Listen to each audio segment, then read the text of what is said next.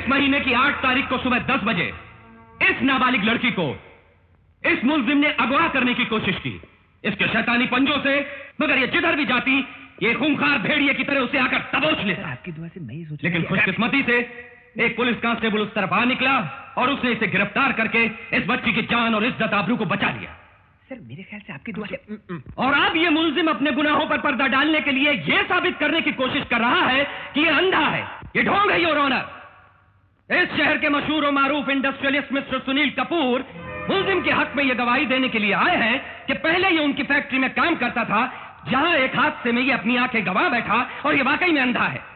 ये झूठ है, मुलजिम का अंधापन झूठ है, सुनील कपूर की गवाही झूठ है। योर ऑनर, इन सब बातों पर विश्वास न करते हुए मुलजिम धर्म कुमार को उसके इस अधर्म के काम पर सख्त से सख्त सजा दी जाए। ये पीपी साहब तो हरी मिर्ची खाए हुए घोड़े की तरह हिने ना कर बैठ गए आपकी दुआ से। अब आप हरी घास खाई हुई गाय की तरह खड़े हो जाइए और 2 शब्दों में इस केस की अगली तारीख मांगकर बैठ जाइए आपकी दुआ से। Any defence counsel? Yes your honour. Your honour, इतने बड़े इंडस्ट्रियलिस्ट, मशहूर और मारूफ हस्ती श्री सुनील कपूर साहब एक मामूली अंधे के हक में गवाही देने आए हैं। इसका मतलब है इस केस की गहराई में कोई बहुत बड़ा राज दफन है। मिस्टर विजय, आप ये भूल रहे हैं कि आप मुलजिम के डिफेंस लॉयर हैं, इन्हें बचाने के लिए आए हैं। जानता हूं योर ऑनर कि मैं मुलजिम का डिफेंस लॉयर हूं, but offence should never be given defence. मतलब गुनाह को पनाह कभी नहीं देनी चाहिए। Wonderful, proceed. योर ऑनर, इस अदालत की 4 दीवारी गवाह है कि गवाहों के बयानात पर बेशुमार इंसानों की जिंदगी के फैसले हुए हैं। जितने भी लोगों को सजाएं मिली हैं उनमें से बहुत से बेगुनाह भी शामिल हैं।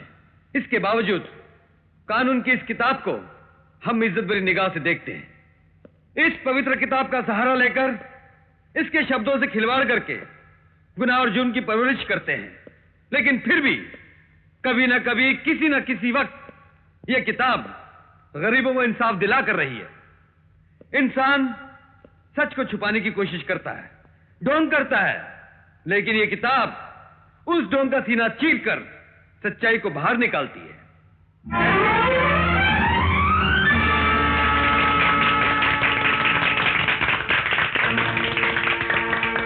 देख लिया योर ऑनर, अगर यह वाकई अंधा होता तो इसकी तरफ आती हुई किताब को यह कभी देख ही नहीं सकता था। इसने किताब को नहीं पकड़ा बल्कि किताब ने इसके झूठ को पकड़ लिया।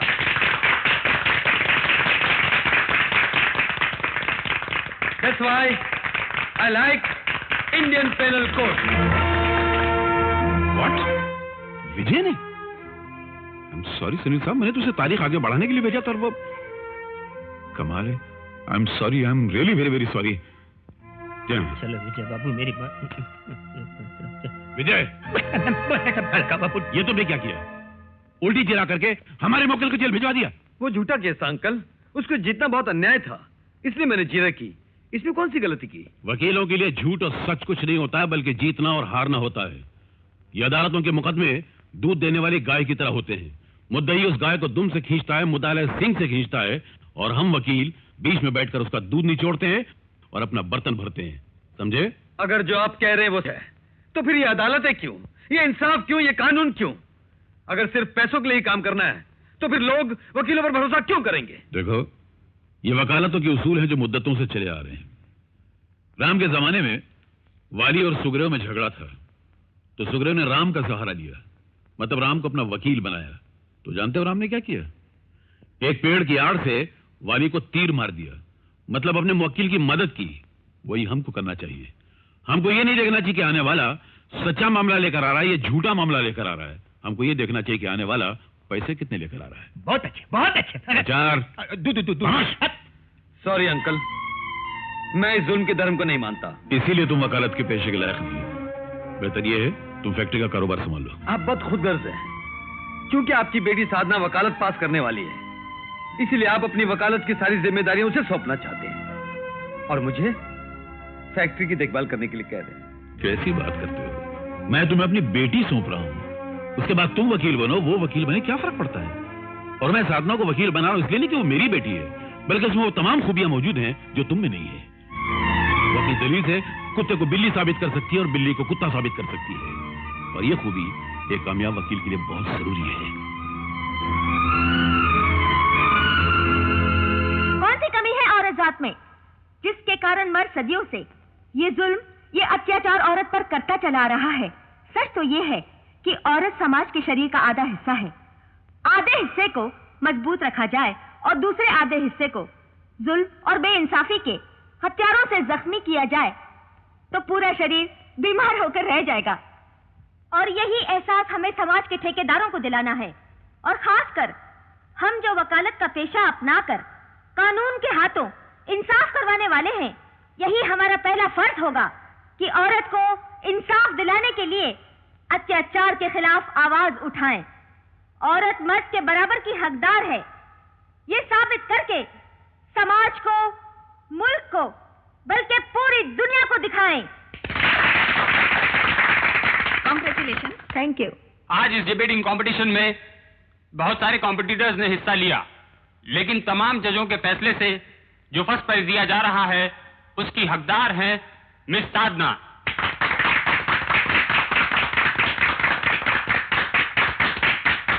Thank you. Give her a big hand. Thank you. Thank you. Hi. Hi darling, heartiest congratulation. Thank you. मुझे तो पहले ही मालूम था कि तकरीरी मुकाबले में पहला प्राइज तुम्हें ही मिलेगा। और नहीं तो क्या, अब तो आप समझ गए होंगे कि साधना के साथ बहस करके जीतना बहुत मुश्किल जी है। हाँ, यहाँ तक के घर में भी कोई नहीं जीत सकता। बिल्कुल, वहाँ तो कोई जीत ही नहीं सकता। पहले आप जरा स्कूटर से उतरी। क्यों क्यों क्यों क्यों क्यों? ये साधना की आराधना है। पकड़ो इस कप को, चलो और पीछे बैठो। पीछे बैठो और मैं? इसीलिए तो कह रही हूँ कि पीछे बैठो और मुझे पकड़ो। लो, अजीब चलो, दादागिरी come है। on। चलो भाई।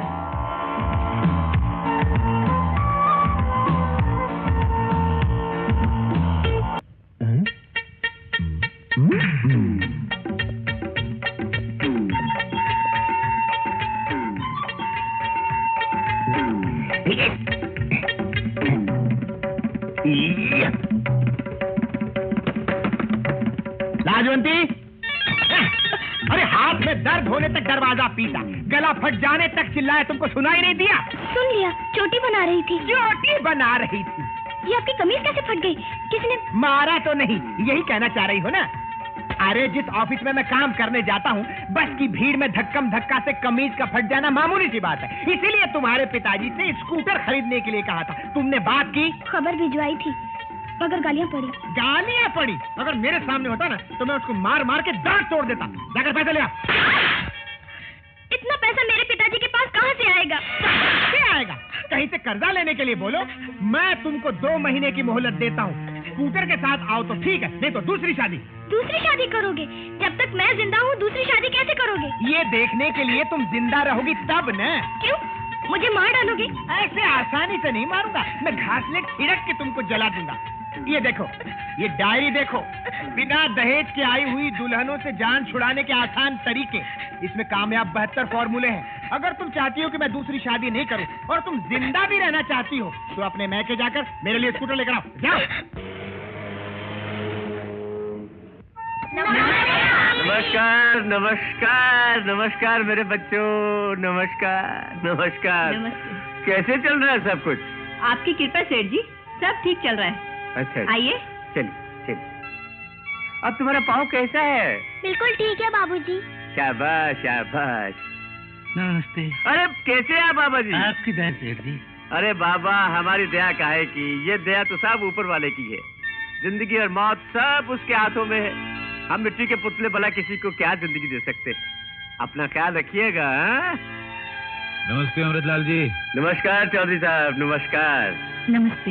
ये मेरी बेटी साधना है नमस्ते। और ये विजय है, मेरा होने वाला दामाद। नमस्ते।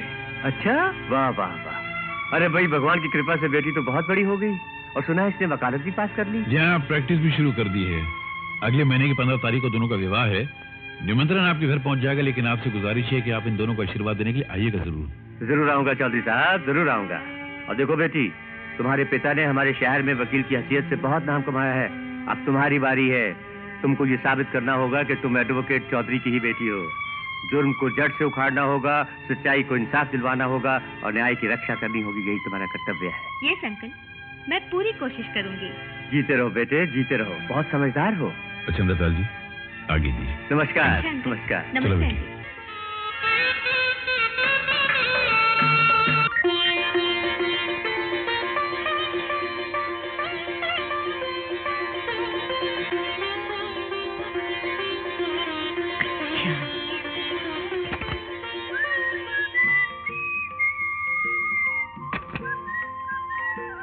समुंदर में भगवान विष्णु की तरह ये क्या पोज बनाए हुए हो? वैसे तो लक्ष्मी हमेशा विष्णु भगवान के सिरहाने होती है, किंतु जब वो दूध के समंदर में होते हैं तो वो उनके चरणों के पास होती है। अर्थात तुम्हारी जगह भी यहाँ है, मेरे चरणों के पास। लेकिन प्रभु, आप ये स्थान छोड़कर बाहर आएंगे भी या नहीं? देखो साधना, तुम्हारे डैडी ने मुझे सहारा दिया, हमारी शादी हुई, आज से तुम मुझे सहारा दोगी। चलो मुझे सहारा देकर बाहर निकालो। Come on, be a good girl, come on. नहीं, ये कैसी सुहाग रात है? अरे ये 21वीं सदी की सुहाग रात है, सुहाग रात इन द बाथरूम। सुहाग रात? जी जी जी जी। जी क्या, सुहाग रात के बाद वैसे भी आना पड़ता है ना, तो हम लोग पहले ही आ गए। ये भागे। हाय राम, क्या हुआ? आपका हाथ जल गया क्या? अरे तुम, अरे भाड़ में गया मेरा हाथ, साले को काट के चूल्हे में डाल देंगे आपकी दुआ से। जी नहीं। अरे क्या जी नहीं, हीरे लगा रखी है, पैसा नहीं भेजा है, स्कूटर नहीं भेजा, तो फिर क्या भेजा है? मुझे भेजा है। तुमको मैं क्या करूं, कल मैं ऑफिस कैसे जाऊंगा? जी इसके बारे में बात करने के लिए पिताजी साथ आए हैं। पिताजी मतलब वो घोड़ा डॉक्टर, मैंने तुमको स्कूटर लाने के लिए भेजा था, तुम घोड़ा डॉक्टर को अपने साथ लेकर आई हो। किधर है, किधर कोई दिखाई तो नहीं देता? अरे किधर? बाप रे, आ गया मेरे दामाद, आ गया। बेटे, तुम्हारे घर के बाहर एक बीमार भैंस दुम उठाए खड़ी है, मैंने उसे खड़े खड़े क्या मतलब? इंजेक्शन लगा दिया, उसे दबाया, दवाई दी, अब उसकी तबीयत ठीक है। मैं तो घबरा गया था। सब कुशल मंगल तो है ना? बेटा कल तक कुशल था, आज मंगल है। मेरे कलेजे, बाहर एक ऑटो रिक्शा खड़ी है, मेरे पास छुट्टा नहीं है, 100 का नोट था, अब छुट्टा नहीं है। ओ छुट्टा, छुट्टा मैं दिए देता हूँ, इसमें क्या बात है? शाबाश।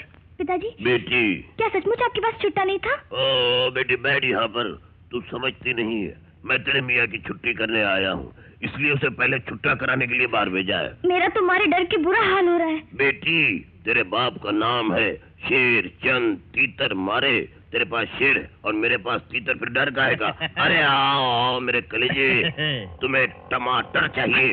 टमाटर नहीं, स्कूटर। हाँ ट्रैक्टर तो उसमें भी है, तुम्हें स्कूटर चाहिए?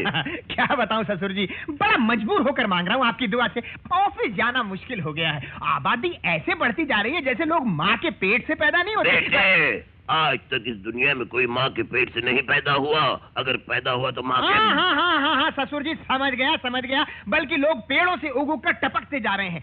ट्रेनों में, बसों में इतनी भीड़, इतनी धक्कम धक्का होती है कि मैं सुबह सूट पहनकर जाता हूँ तो शाम को लंगोट में वापस आता हूँ। क्या लाजवंती, ठीक कह रहा हूँ ना?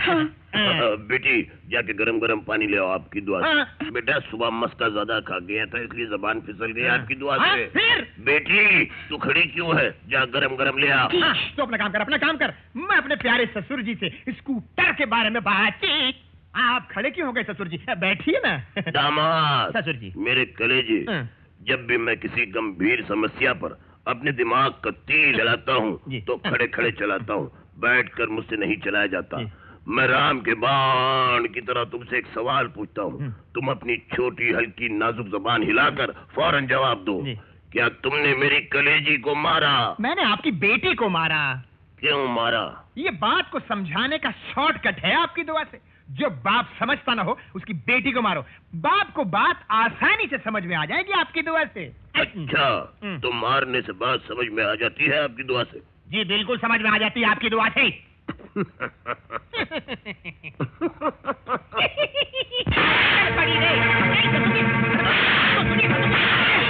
आपको मालूम नहीं थी मगर अब मालूम पड़ेगा ही आपकी दुआ से। नहीं, बहुत सी बातें तुम्हें मालूम नहीं है जो मालूम होने जा रही हैं। वो काला काला देख रहे हो? क्या? मेरा है, क्या उठा के लाओ। जी जल्दी। ठीक तरह से पकड़ना भी नहीं आता। अच्छा रखो, खोलो। हाँ जी, अरे बाप रे, ये खोलो।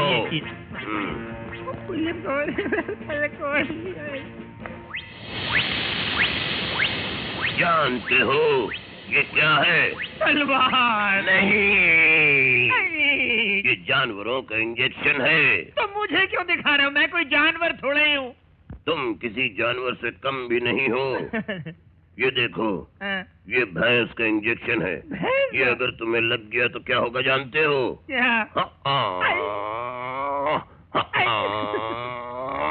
भैंस की आवाज निकलेगी, भैंस की आवाज नहीं निकलेगी। गोबर निकलेगा, गोबर। ये देखो, ये कुत्ते का इंजेक्शन है। ये अगर घुस गया तुम्हारे अंदर तो क्या होगा? शाबाश शाबाश, ये मुर्गी का है। ये अगर चला गया इंजेक्शन तो क्या होगा? अंडा। अब बताओ मेरे कलेजे, दफ्तर कैसे जाओगे? पैदल, बैलगाड़ी में, ट्रेन में। और वो ट्रक, स्कूटर। आवाज निकल गई, आवाज।